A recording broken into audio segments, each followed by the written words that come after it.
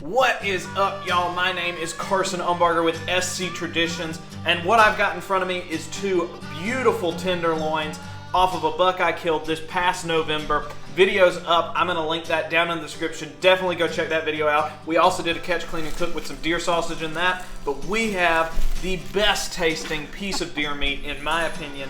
Really and truly, no matter how gamey, old, nasty an animal might be, 9 times out of 10, the tenderloins taste phenomenal. So I'm going to show you a super simple recipe here that lets this great tasting piece of deer meat really shine and stand by itself while also giving you a complete meal that everybody loves.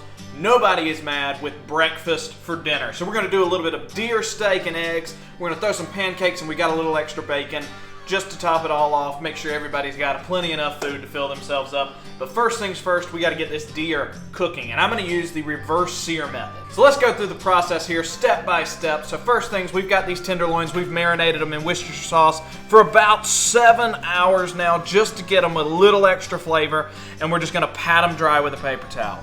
We're just going to lay them on this cooking sheet. And we've got a raised rack here, and what the raised rack is going to do is make sure that they're not sitting in drippings, they're not doing anything like that. They're going to cook evenly top and bottom, no hot zones. And we're just going to try and lay them flat side out, so something about like that. And what I've also done already is I've cleaned up any kind of extra fat on these tenderloins, any kind of uneven edges. That's how we are left with these really nice shapes.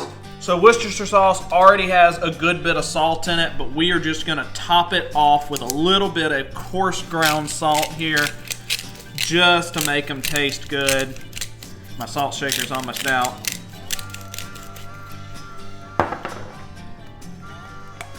Pop it with a little black pepper.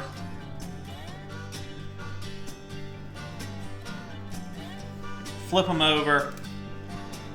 Same process. Opposite side, cooking them like you would any steak, and if it's a good steak, all you're gonna need is a little bit of salt and pepper. So the reverse sear method is the way that I'm gonna cook these suckers, and what that basically means is I got a cast iron pot, but first things first, I've got an oven preheated to 250 degrees. We're gonna slow cook these steaks in that oven until they reach an internal temp of 115. And then we're gonna take them out of that and we're gonna sear them on both sides. And what that's gonna do is lock in the flavor, lock in the juices. We're gonna insert our meat probe here. We've got it set to, once again, 115. Try and stick it down in the thickest part of that deer steak, just like that. And we're gonna bring it over to the oven.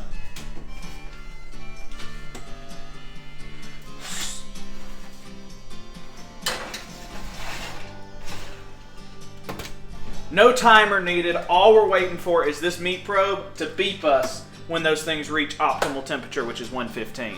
Till then, let's get some eggs rolling, let's get some bacon cooking, let's get a little bit of grease going.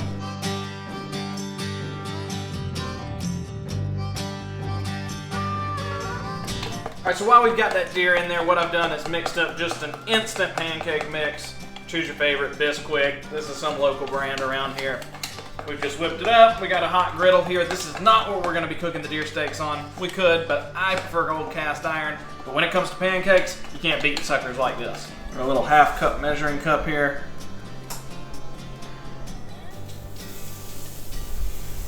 Just like that.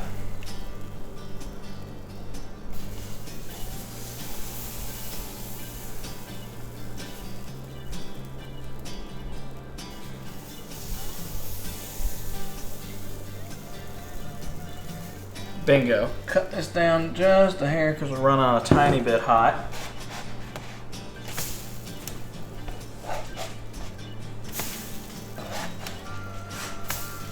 So now that we got the steak and the pancakes rolling, I've got ourselves a pound of bacon. I'm using a pound of bacon, number one, because I'm feeding a bunch of people. Tenderloins aren't a huge cut, so this is going to make up some of the protein deficit that those tenderloins bring. But then also, for anybody who is new to cooking venison, venison is really low in fat, and bacon is really high in fat. So I'm going to cook most of this slab of bacon on that griddle. But I'm going to take 1, maybe 3 pieces at most, and I'm going to lay them in this cast iron. And what that's going to do is give us some natural oils or some oils other than like a canola or a peanut to fry that venison in. And I'm not like a deep frying venison. I'm just trying to get it to where it's not going to stick to this cast iron that much. So I'm going to throw a couple of pieces of bacon down into this cast iron. And that's going to give us the grease we need for cooking this venison. You know what we call this? Goodness. Straight, country, southern goodness. I named the channel SC Traditions with the hope to kind of talk about a bunch of different traditions that like make South Carolina special, and really just the South special altogether.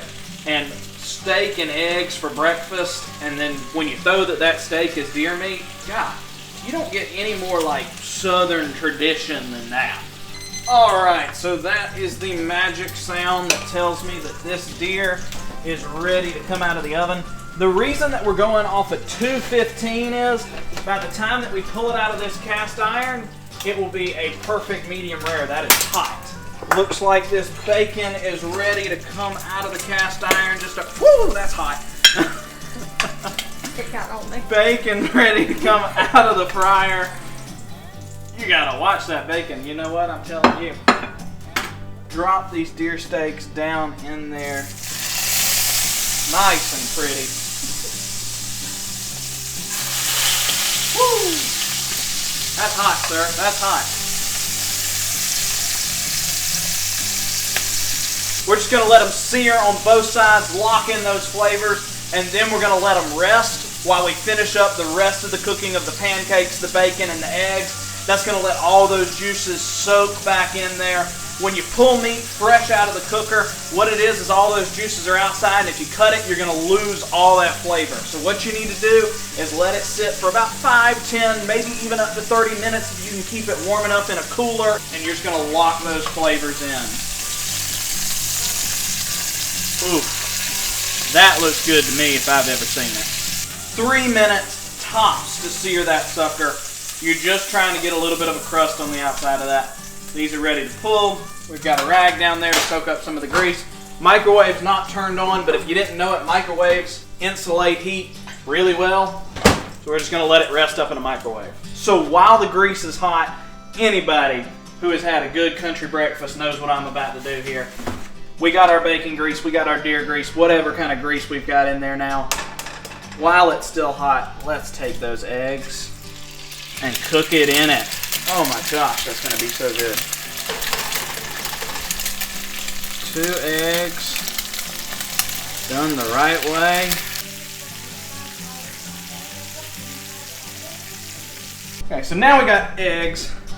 We're going to make our plate here. We're going to throw just a couple of pieces of bacon like that. Boom. Nice pretty pancakes. Deer tenderloin here. That in half. Pop that right there. I'm gonna go for a little bit of syrup. Let's look at this deer right here. That's a perfect medium rare. Give it a go now. See how the deer goes. Salt and pepper is all it needs. That is really tender. It just doesn't get any better than that. Well, I tell you what, y'all.